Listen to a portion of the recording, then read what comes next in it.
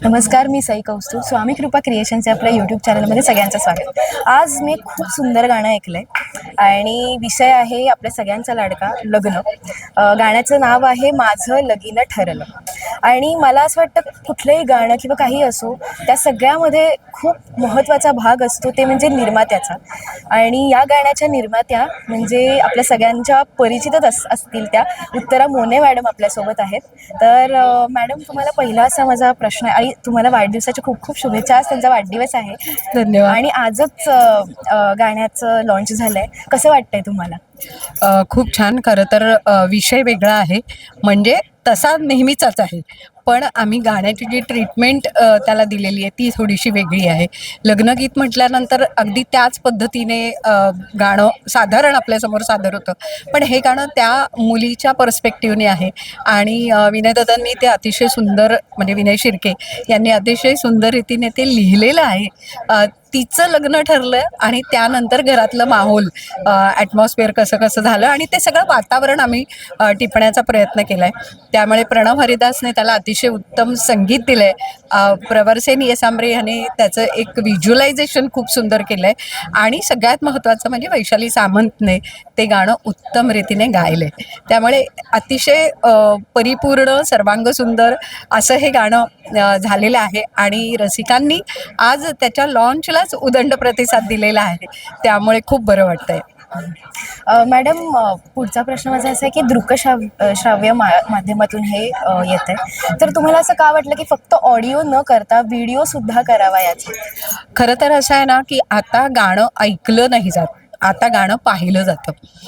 त्यामुळे गाणं उत्तम तर ऐकलंच पाहिजे, म्हणजे ऐकण्यासाठी ते उत्तम असलंच पाहिजे, पण त्याच्याचबरोबर ते उत्तम दिसलं पाहिजे. काळाची गरज आहे ही. आणि त्यामुळे मला असं वाटतं की नुसतं गाणं निर्माण करून चालत नाही, तर ते व्हिज्युअलाइज उत्तम झालं पाहिजे, लोकांना ते उत्तम दिसलं पाहिजे. आणि खरंच आहे की एक गाणं तयार करायचं हे एका सिनेमाच्या निर्मितीसारखं असतं. अगदी थोडक्या वेळात खूप काही सांगायचं असतं.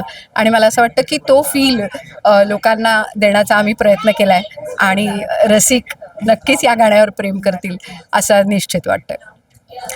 मॅडम, या गाण्यामध्ये वैशाली सामंत यांनी हे गाणं म्हटलं, तर या गाण्यासाठी त्यांची निवड करावी असं तुम्हाला का वाटलं? मुळात मला असं वाटतं की प्रत्येकाचीच निवड ही योग्य आहे.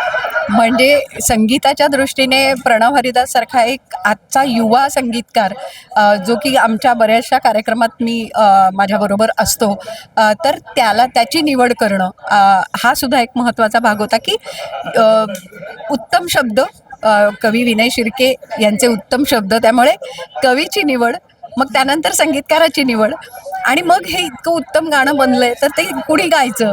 तर अर्थात वैशाली एकतर माझी मैत्रीण आहे आणि तिचा ह्या म्युझिक इंडस्ट्रीमधलं तिचं स्थान जे आहे ते तर इतकं मोलाचं आहे, महत्त्वाचं आहे. पण तरीसुद्धा हक्काने मी कधीही तिला बोलावलं तर ती हाकेला ओ देते. आणि तिलाही या गाण्यातला आनंद जो आहे तो तिने घेतला. आणि त्यामुळे मला असं वाटतं की वैशालीच्या नावाच्या व्यतिरिक्त आमच्या डोळ्यासमोर कुठचं नावच नव्हतं. आणि जेव्हा मी तिला फोन केला तेव्हा साहजिक तिने अगदी पहिल्याच बोलण्यामध्ये गाणं ऐकवल्याबरोबर तिने लगेच होकार दिला. त्यामुळे वैशालीची निवड हा काही प्रश्नच नव्हता आणि तितक्या हक्काने मी तिला सांगूही शकते. त्यामुळे वैशालीने सुद्धा गाण्याचं खरंच सोनं केलं आहे. मॅडम, हे गाणं जसं म्हणजे जुनी पिढी बघणार आहे तशी जेनझी लोक सुद्धा बघणार आहेत. तर तुम्ही हे गाणं तुम्ही निर्माते आहात, तर तुम्ही जेव्हा हे गाणं होत होतं तेव्हा असा विचार होता का की जेनझी सुद्धा हे गाणं बघणार आहे, त्याच्यात काही बदल करावेसे किंवा कसं होईल, ते त्याच्यामध्ये काही बदल केले गेले का? मुळात ह्या गाण्याचं पिक्चरायझेशन जर तुम्ही बघितलं असेल तर अगदी छोट्याशा मुलीपासून अगदी वयस्कर व्यक्तीपर्यंत सगळे आहेत याच्यात.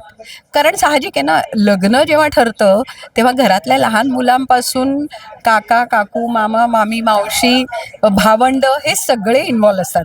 आणि त्या पिक्चरायझेशनमध्ये तुमच्या हे लक्षात आलं असेल की हे सगळ्यांनी मिळून करायचं गाणं आहे, म्हणायचं गाणं आहे.